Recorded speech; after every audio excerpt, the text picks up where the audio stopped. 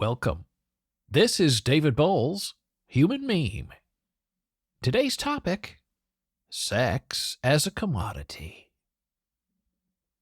Sex has always been an indicator of power and a measure of attractiveness, while serving as both pit and pinnacle of the pendulous human soul.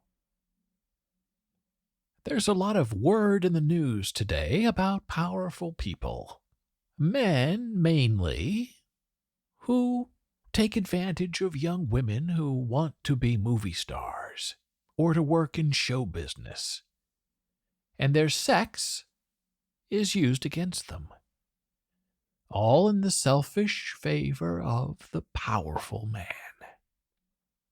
And while all of that is icky and yucky and repulsive and generally distressing, we among us know this behavior, this human dyad, is nothing new.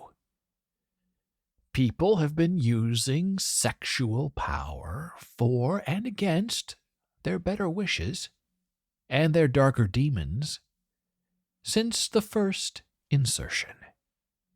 Or perhaps, more kindly, since the Immaculate Conception.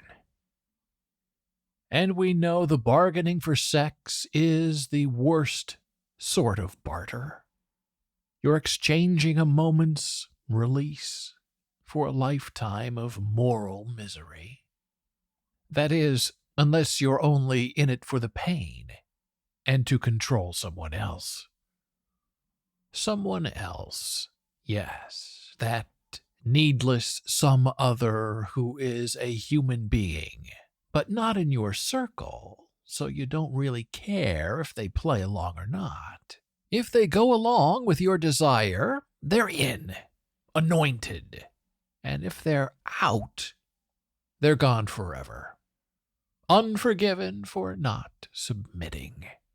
And my friend, that sort of pay for play is an evil circle, and one that cuts each of us every time that circle begins. And I don't know a person who doesn't already have at least one sexual control story, a control story that was used against them at one time or another, male or female.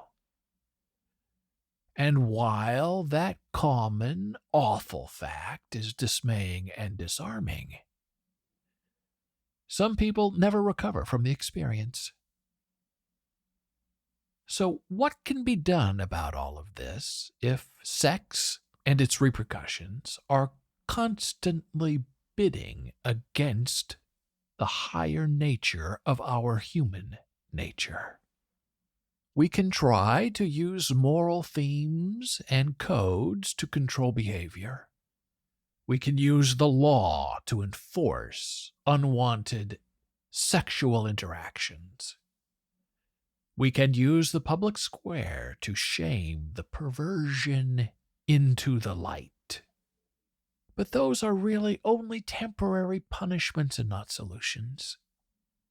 And they're punishments that oftentimes push the undiscovered retribution and the unknown perpetrator deeper into the darkness. And then the freshly discovered object of scorn gets a new piling on as everyone steps forward to condemn after the fact, while many of them all precociously stood silent for years and protected and watched and listened while the bad behavior was being perpetrated on one victim after the other. And we know there's no herohood in standing with the rest of the crowd to throw the 100th stone against the dead body. The real hero stood up to the beast. The real hero left the room. The real hero warned others to be wary of the monster. And the real hero risked both life and livelihood, going against the monster in the light of day. And that matter, that form of hero, is scorned and pitied. Scorned and pitied, that is, until the hero is discovered to be right for their hidden and previously unknown deeds against evil. And all of that brings us around in this circle to the next difficult and delicate point that we have to make.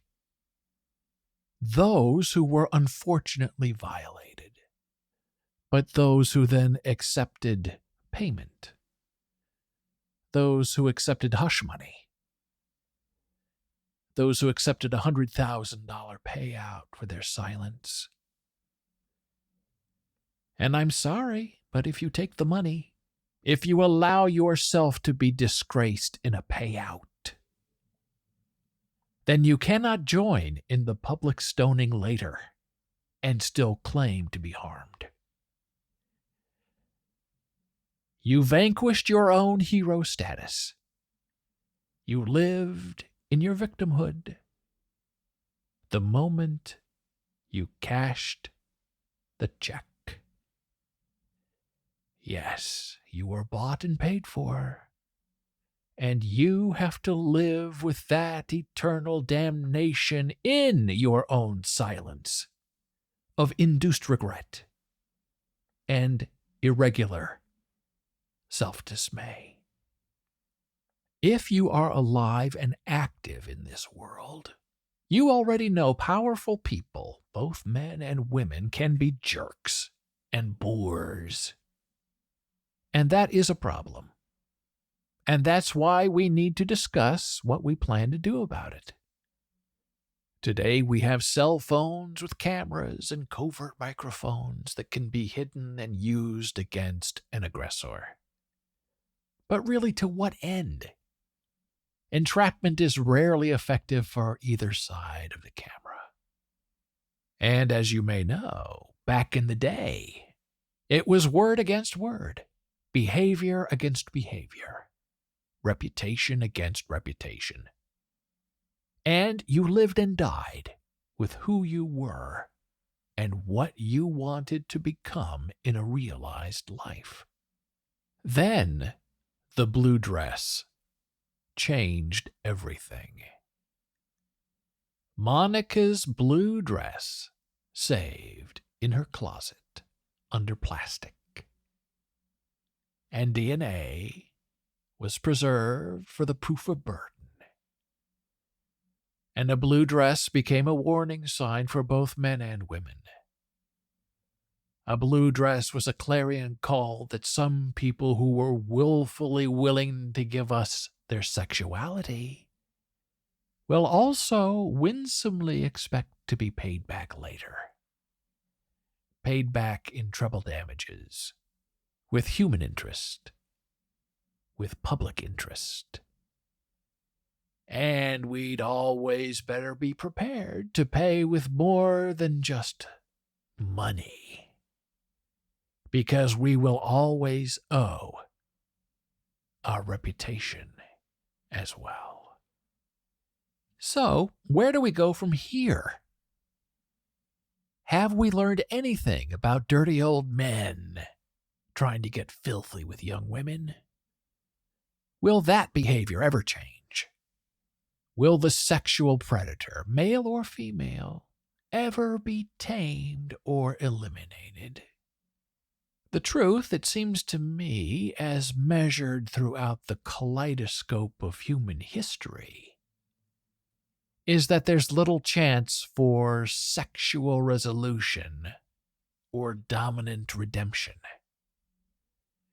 And so we must learn and teach and help each other to prepare for the unwanted emotion, to defend against the disgraceful touch, and to poke out the meandering eye If we are each other's early warning systems, and if we are transparent in those alerts, and if we are not bought off, paid off, sunken, if we are not seeking money for being made whole in the healing, then we may just hope to stand a chance in excoriating bad behavior, while still respecting and recognizing the absolute power of sexual attraction.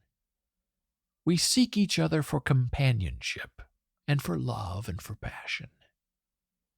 And those who know that weakness of joy in spirit, and those who hope to entangle that goodness with cruelty and despair, deserve every bad bit of attention they get sown at them in the public square.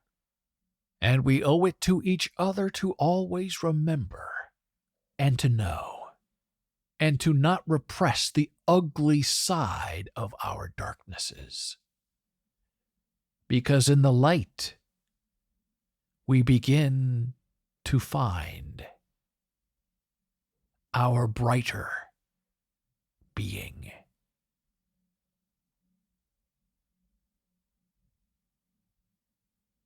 Thank you for listening.